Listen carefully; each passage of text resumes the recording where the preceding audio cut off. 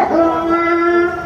কেমন মুসলমান তুমি কেমন মুসলমান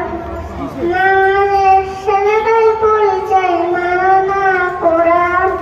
নামাজের সেজদায় পরিচয় মানো না কোরআন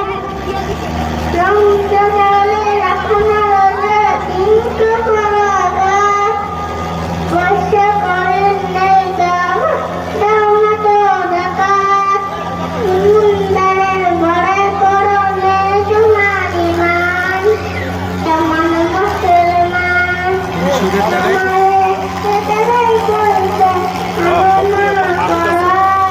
সুদের টাকায়